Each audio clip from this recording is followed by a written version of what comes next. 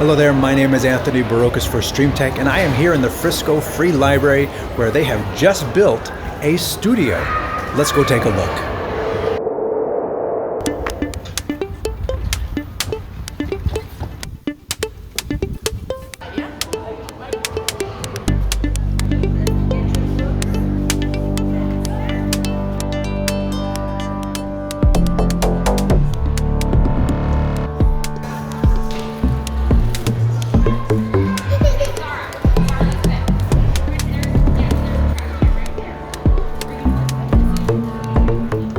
This studio space is new. It still has that new paint smell. It still has the glue on the wall smell to it. And it's a very interesting and eclectic solution. I'm trying to wrap my mind around it. So here you've got the door. You can reserve it online, which makes a whole lot of sense to serve the community. You've got this big window. I think there's a window shade, but because I'm just sort of like visiting, I don't actually have a reserved time today. I don't see a switch to actually lower that and control the lights, which is very interesting. Also, glass is a very reflective surface. It's blocking the outside sound, but the door itself is not doing a great job at blocking the outside sound. Going around the room, you've got a desk here with some computer software that you can utilize. You've got a gray wall, part of a green wall, a storage room that I guess additional gear is stored because you can rent microphones, boom arms, and things like that with the room. So I guess they all come out of the storage room. You have a gray wall with a clock on it, but only part of a gray wall. Then you have part of a white wall. And then you have a pull down green screen that if you were to try and do something widescreen, it's more made for vertical than it is for horizontal. And it doesn't go all the way to the floor, and the floor is not green, so you can't even do a head-to-toe green screen. Then you've got more not green wall. Then you've got the Frisco Library mascot wall. So if you're going to do a podcast featuring the Frisco Library, this would be a good wall. If you're not going to do a podcast about the Frisco Library, you still get this wall. You've got that green chair and this green chair. You've got two office chairs, one on each of these tables, and then you've got the two brown chairs, which are actually lower than any other table in here, so I don't exactly know what these are for. And then you've got this floor that is very interesting. You've got the HVAC in the floor right here, and it's very colorful. It's carpet, so it's trying to absorb some of the sound, but as you can hear from me walking around in this room, it sounds like a box. And this is my home studio. I bet you can hear the difference right away. It's just a room in my house, but when you put a little bit of effort into dampening the sound, it makes a big difference. There's a whole lot more that could have been done in order to make this room more dead. Including putting better sound absorbent tiles on the ceiling, putting the ceiling in at an angle,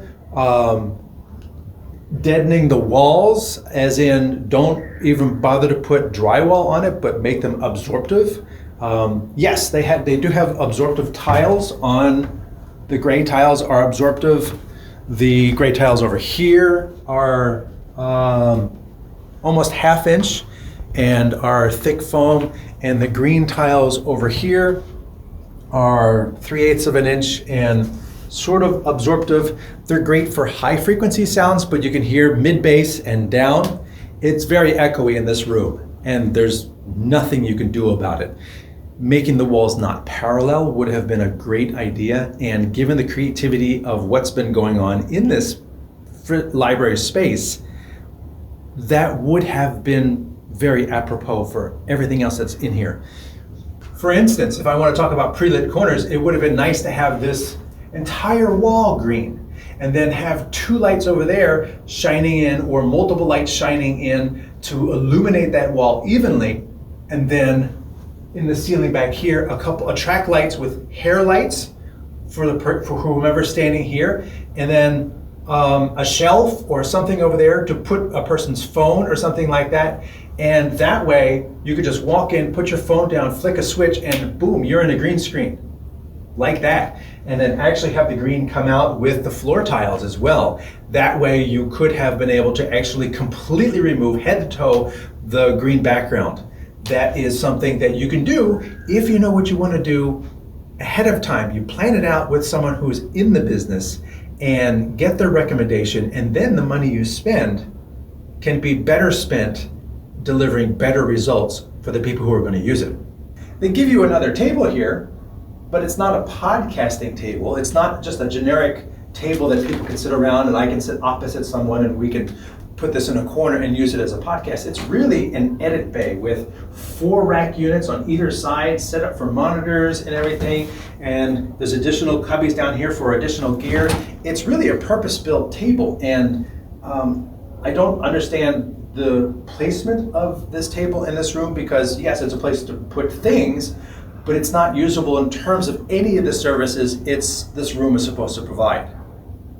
Another example is over here. You've got the storage closet. Now, I'm willing to bet you that this closet goes all the way to this outer wall, in which case they could have put the door on the outside of the room, not on the inside of the room, which would have delivered a solid wall, or even a corner where you could put a little podcasting table. You could have 2 cameras facing opposite ways, and then 2 people could sit down, do a little talking podcast in this corner, do a little shiplap wood on the walls. That would have made this corner usable. Right now, with this closet door here, it's not usable at all. So who is this room for? I guess if you're someone in the Frisco area and you have a Frisco library card, you can reserve this room, and you have access to equipment that you wouldn't necessarily have before.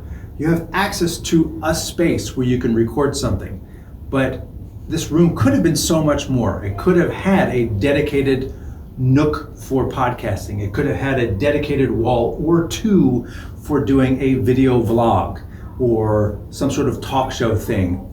It could have had another wall over here where somebody could walk in and do a presentation or a talk to the camera type of thing. All of that could have been set up if it was planned in advance. It could have been so much better. By consulting with someone in the industry, it could have been made to really serve those particular people it's supposed to be designed to serve, and do a much better job at it. So if you have an opportunity to build a space, I encourage you to reach out to someone, me or anyone else in the industry, ask them questions, get recommendations, because that way the money that you do spend will be better spent serving the people it's supposed to serve. My name is Anthony Barocas for StreamTEK. Thanks for watching.